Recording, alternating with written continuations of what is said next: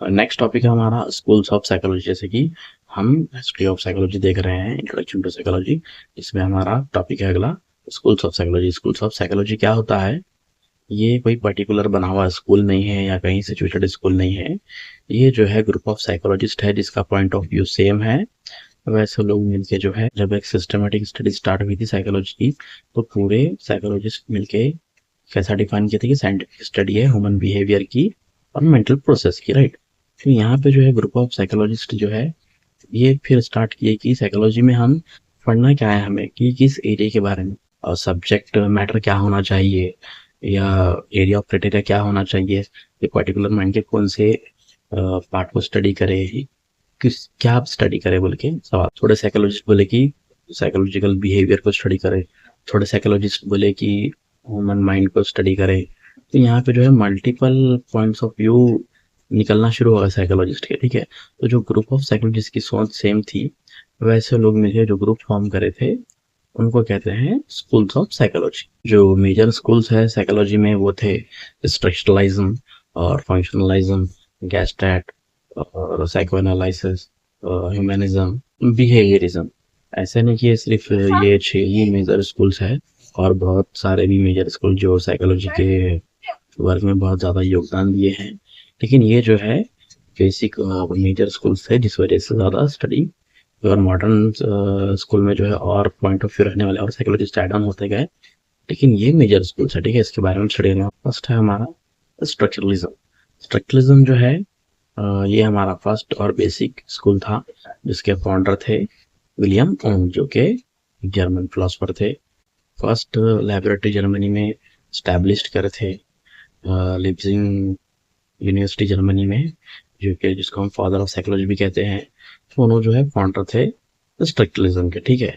लेकिन जो formally established करे थे वो थे एडवर्ड बी टिश्नर, जो है वो जो है स्टैब्लिश्ड करे थे स्ट्रक्चरलिज्म कॉर्नल यूनिवर्सिटी यूएसए में। इसका ज़्यादा क्रेडिट जो है एडवर्ड बी टिश्नर को ही जाता है, क्योंकि इन्होंने स्टैब्लिश करे थे। मार्गरेट फ्लॉय वॉशबर्न जो है फर्स्ट लेडी स्टूडेंट है एडवर्ड बी टिश्नर के, जो फर्स्ट स्टूडेंट थे जो पीएचडी लिए थे एडवर्ड बी टिश्नर के पास है, ठीक है, जो साइकोलॉजी में पीएचडी करे थे।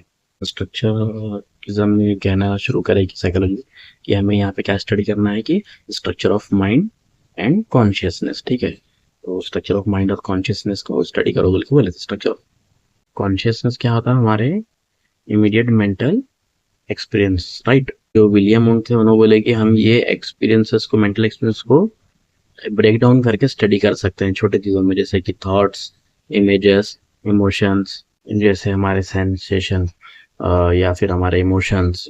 अगर हम ये यूनिट्स का एनालिसिस कर लिए तो हम यहाँ पे स्ट्रक्चर ऑफ माइंड को समझ सकते हैं, ये बोले थे उन्होंने। कहते थे कि हम लाइफ में बहुत सारे एक्सपीरियंसेस करते हैं, तो ये एक्सपीरियंस का एक्यूमुलेशन ही हमारे माइंड में इंक्लूड होता है। तो अब ये माइंड को हम स्टडी कैसा करें? स्टडी ऑफ माइंड करने के लिए यहाँ पे मेथड यूज किया गया। तो ये जो है फर्स्ट मेथड था साइकोलॉजी में यूज किया था, जिसका नाम था इंट्रोस्पेक्शन मेथड या सेल्फ इंस्पेक्शन मेथड। तो यहाँ पे हम जो है इंट्रोस्पेक्शन मेथड जो है दिए थे स्टडी करने के लिए। हम ये कह रहे थे कि ऑब्जेक्टिवली अपने एक्सपीरियंस को, अपने माइंड के थिंकिंग को रिपोर्ट करना चाहिए। लेकिन यहाँ पे हमेशा एक एरर आया है, यहाँ पे हमेशा एक डाउट होता गया है कि शायद ये रिपोर्ट पे डाउट ये है कि सच बता रहे हैं नहीं। एक ऑब्जेक्टिवली बताना था कि हाँ ऐसा हो रहा है अंदर, लेकिन हमें डाउट है कि ये सच बता रहे हैं या अंदर कुछ और चल रहा है। ये हमेशा एक डाउट रहा, राइट। यहाँ पे जो है वो मोमेंट ऑफ एक्सपीरियंस जो पर्सन फील कर रहा है वो हमें बता रहा है, सच में वही चीज़ बता रहा है जो और बता रहे हैं, हमेशा ये डाउट रहेगा। तो यहाँ पे ये हमेशा एरर रहेगा। आज के टाइम में जो है स्ट्रक्चरलिज्म जो एक मेजर पर्सपेक्टिव के जैसा एग्जिस्ट नहीं करता, क्योंकि जो वो टाइम पे जो साइकोलॉजिस्ट, जो स्ट्रक्चरलिस्ट थे, उनमें क्लासेस स्टार्ट हो गई थी। हम जो है स्टडी कौन से एलिमेंट के बारे में करें। एडवर्ड डी टिश्नर की जब डेथ हुई थी, उसके साथ ही स्ट्रक्चरलिज्म भी एबॉलिश्ड हो गया, खत्म हो गया वहीं पे भी। ये था स्ट्रक्चरलिज्म के बारे में। यहाँ पे जो है स्ट्रक्चरलिज्म को जो है एक वैलिड टेक्निक नहीं यूज करने की वजह से एंड अप कर दिया गया। क्रिटिसिज्म था ये उनका।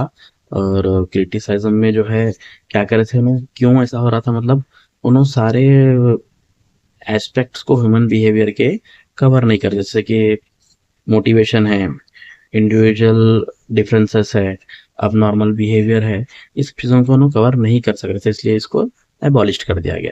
Thank you.